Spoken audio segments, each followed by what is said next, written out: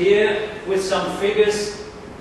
72% of our organization, as a sport organization with elite sport, with competitive sport and sport for all. We have all these sections. We have 16 sports inside our organization.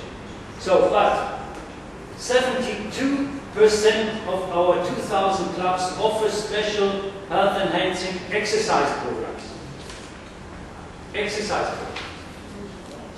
20% of all sport activities in our very broad, very large organizations are health-enhancing exercise programs. That's a huge number of activities. We have 25 valid instructor licenses, especially for this sector. We have special education programs for this. And we gain each year 5,000 more. So you can see the size of this section of this branch of our activities. And 50% of our gym clubs cooperate with health insurance companies. I will give you one more idea later on. But this success is of course not natural. It was sometimes a hard quarrel and a long way to go to come to this situation. It started in the middle of the 80s, as I mentioned, with some special fitness exercise programs as a result of the aerobic wave. Perhaps some of you remember this wave coming from America. This was our jumping in this field of special exercise programs. At the beginning, we have had a lot of internal discussions and resistance to step into this field of actions. Why shall we do it? Most of our activities are in any way related to health. Fitness sport is mastered by commercial providers. Health prevention, prophylaxis is a matter of subject of the occupational and public health system, and the sports sector might be overtaxed with such programs.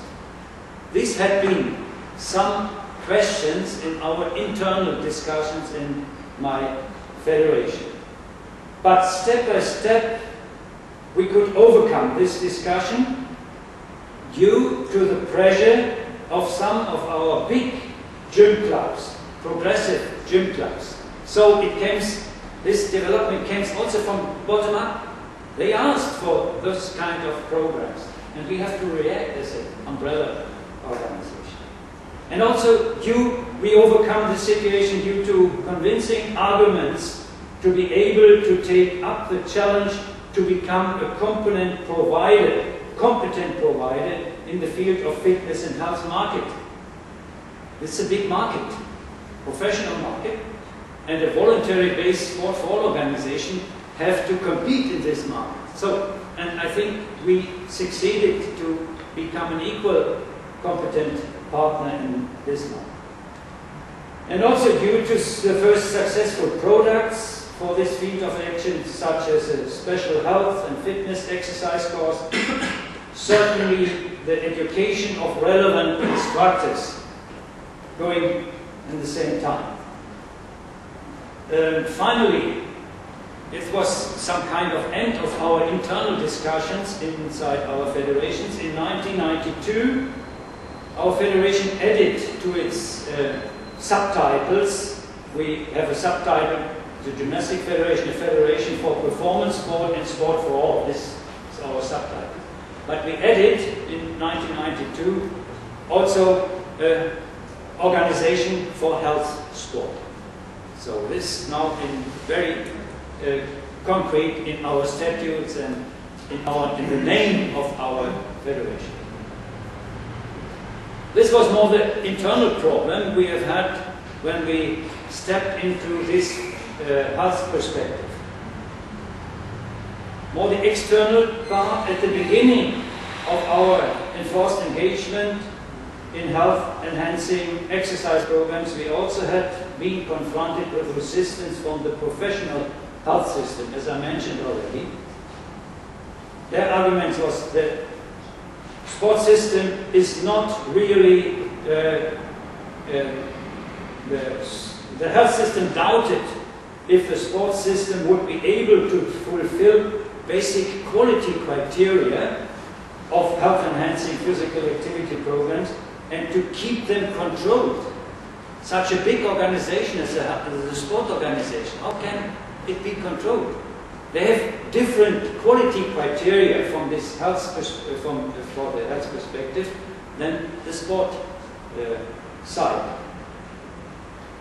But the sport system started at that time when we got this pressure from the health system, also from the health policy, to create a quality management concept within their health and fitness related special exercise programs. The recognition and the repetition afterwards increased much more.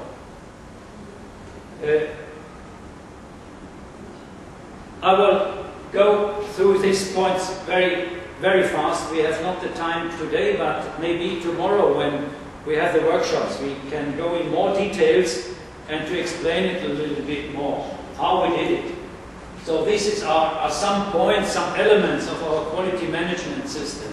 So it's not only that we created a quality mark that we have discussed today in our statement. So this was one part. It was very important because these quality marks allowed us to cooperate with the health insurance companies. We developed evidence-based exercise programs, quality circles for the instructors. The first education of instructors is important, but what happens afterwards? So these quality circles on a regional level give the instructors the opportunity to exchange their experience and also to learn something more. These quality circles have been very important. We developed instructor manuals, folders for the participant, questionnaires. So you see all the elements belonging to this kind of quality management system.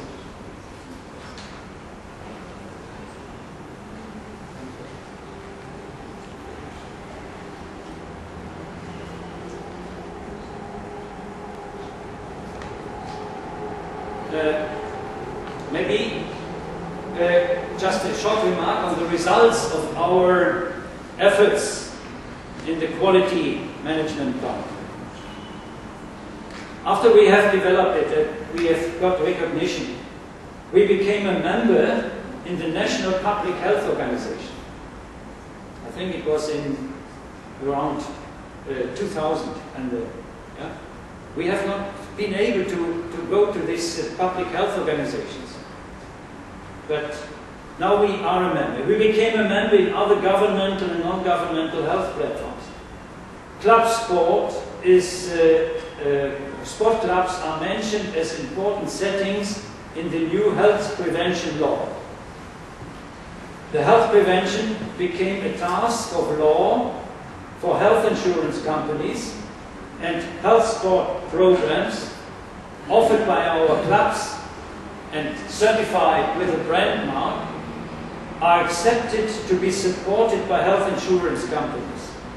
So today the health insurance companies accept this quality mark and they recommend our courses to their clients, and they pay 80% of the course fees back. It's a reimbursement for their clients.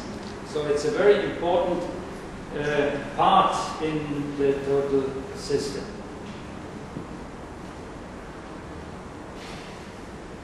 When we look back to the last 15-20 years of involvement in health-enhancing programs as a branch of activities within the sports system, I would like to say that quality and systematic quality management is a key word for success. But in our days, it will be much easier to implement this health perspective and to build capacities in a sport association than it was 20 years ago. And there are some reasons why it is easier and shorter. I think the individual and the social consciousness for fitness and health has improved during the last 10 years, 15, 20 years. National and international policy documents can be used as door opener, and they recognize sport organizations as a competent partner. I mentioned at the beginning the important European documents from the World Health Organization and the European Commission. The health sector has become more open to accept the sports sector as a competent stakeholder in the field of health prevention. That makes it easier.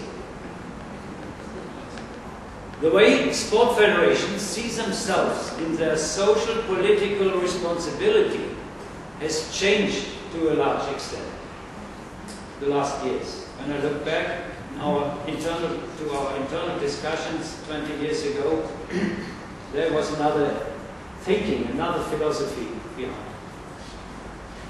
And the progress and the experience of other sport associations can be used for own strategies. We have some experience also in other organizations, not only in my organizations. And this can be used for your own strategy development and for your own benefit.